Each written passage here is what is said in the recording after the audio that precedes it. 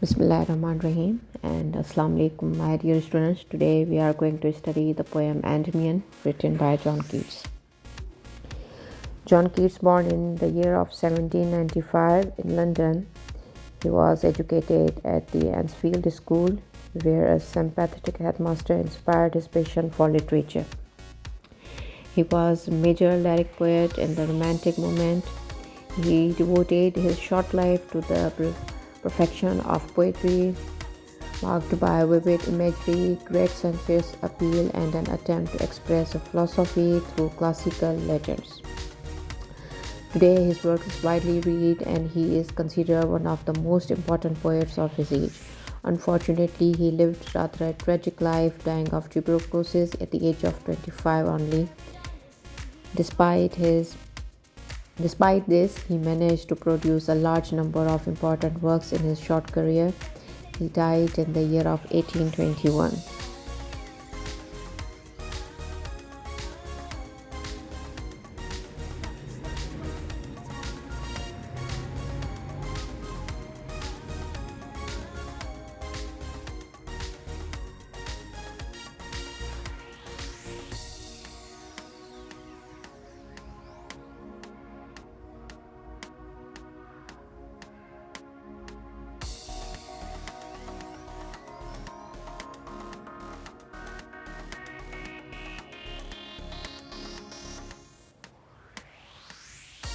John Keats, 1795-1821.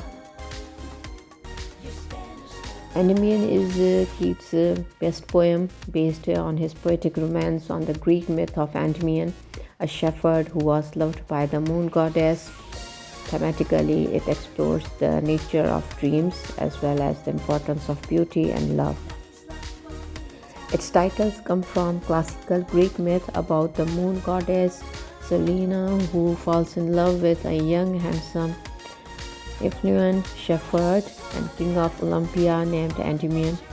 She goes to Zeus, Endymion's father, to make him eternally youthful.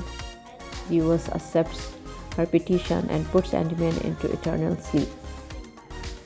The poem tells us the story of Endymion, a shepherd who falls in love with the moon goddess Cynthia. Endymion's quest to find and win Cynthia's love takes him on a journey through various mythical and fantastical landscapes, encountering a cast of characters along the way.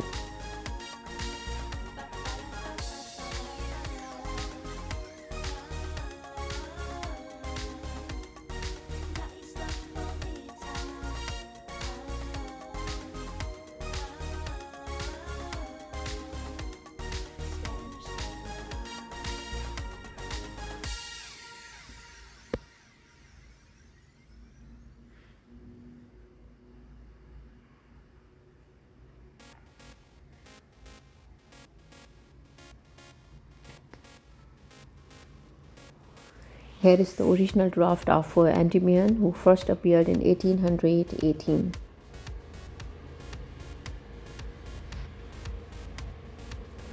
If we look Endymion through the structural analysis, it is a long poem. The poem consists of 4,000 lines divided into 4 books or sections of 1,000 lines each.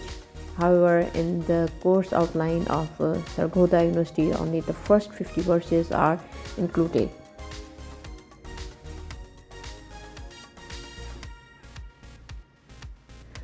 Endymion, written in English language, consisting of few characters. Let's read the poem. A thing of beauty is a joy forever. Its loveliness increases. It will never pass into nothingness, but still will keep a power quite fast. And to sleep, full of sweet dreams and health and quiet.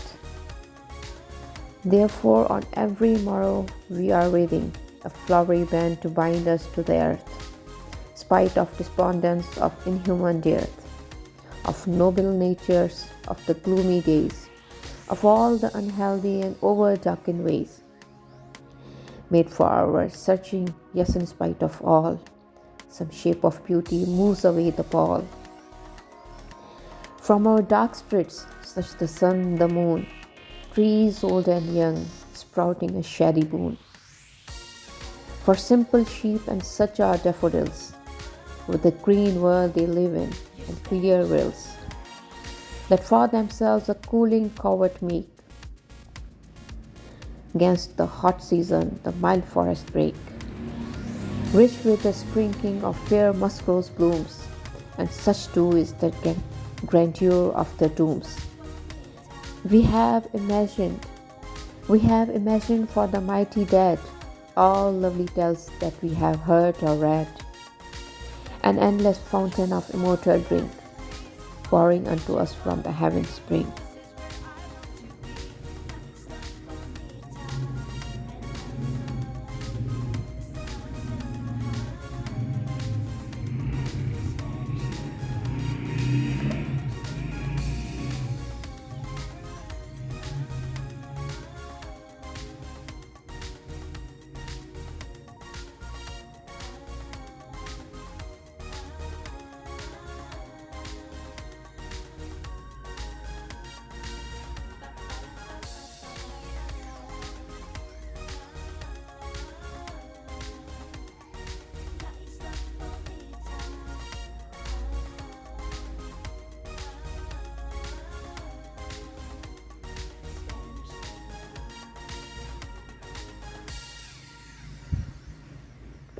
Let's have a brief summary of Endymion. A beautiful thing gives endless joy. Its beauty only grows. It will never die. It will always make a safe place for us, where we can enjoy peaceful, healthy, quiet sleep. Thus, every morning we make wreaths of flowers that keep us tied to this world, in spite of misery, in spite of sad luck, of great souls, in spite of bad days, in spite of all that is dark, muddy paths we have to walk down in our lives. Yes, in spite of all that, some vision of beauty lifts the dark clouds away from our sad spirits.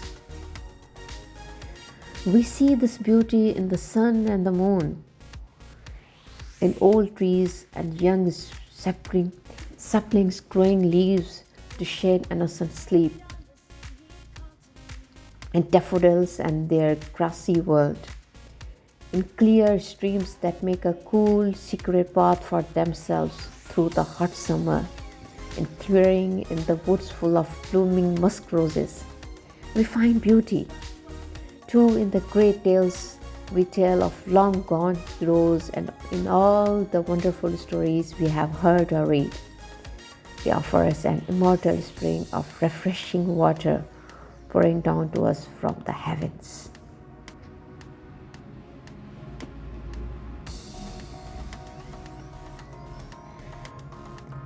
And we don't just enjoy such beauties for a little while. No, just as we come to love the trees around a temple as much as we love the temple itself, we feel that the moon, the love of poetry, all these endless glories stay with us, shining a heartening light in our souls. They are so close to us that whether we are in the time of sunshine or rain, we feel them always, or else we die.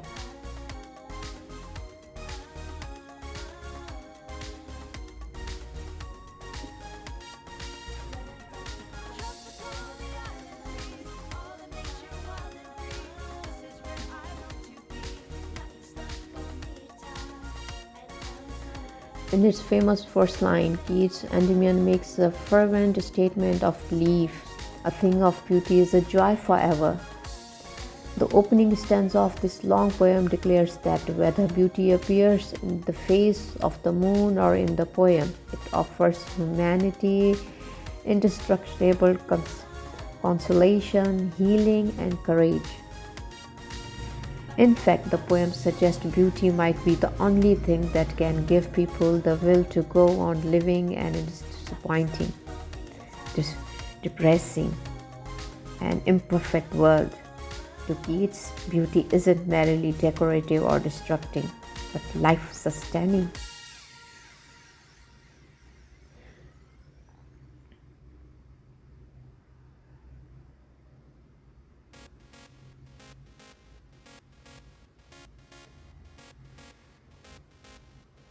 In spite of deep unhappiness, beauty can always return to the metaphorical leafy bower that beauty builds within them, a place that offers sweet dreams and health and quiet breathing when nothing else can.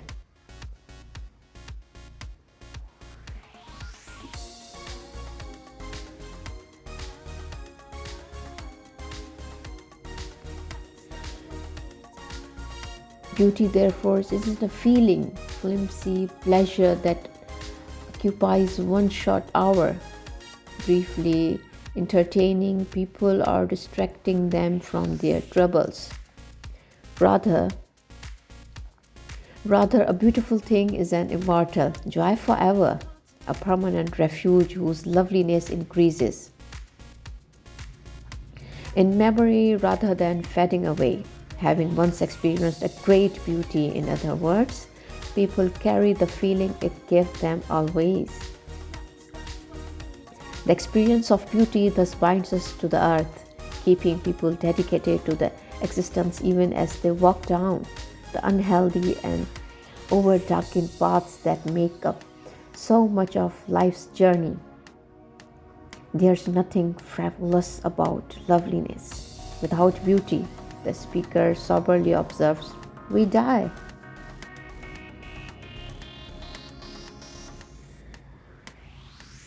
Let's have a critical analysis of Endymion. The opening theme of the poem is the immortality of beauty. Keats is the poem of beauty as he is an ardent preacher of beauty. In this poem, Keats openly asserts that joy is brought through beauty, and this joy is immortal. Beauty and joy are interconnected to one another. Once our body feels the pulses of beautiful spectacle, the joyful feelings takes over our world of gloom. The second theme of sprouting from the first theme of these lines is skepticism.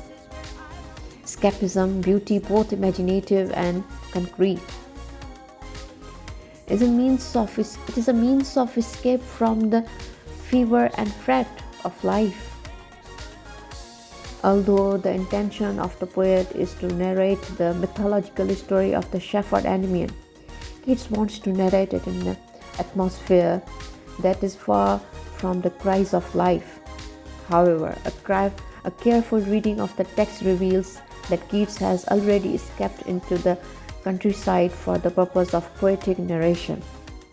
Thus, Keats is emphasizing that the pastoral escape is essential to write something beautiful, something like Endymion, something that's joy will increase, it will never die.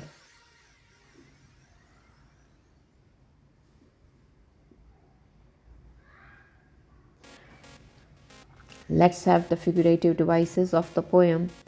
Mostly the poem is of figurative device that dominates in the poem is a comparison, symbols,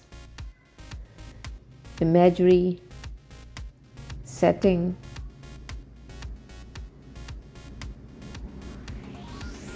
striking imagery. The poem is based on striking imagery used by Keats, and the way he used imagery is matchless.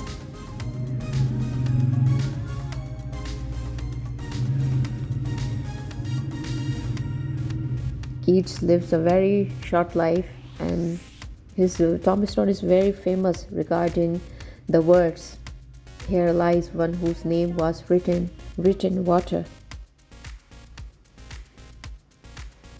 Thank you so much, my dear students, for watching the video.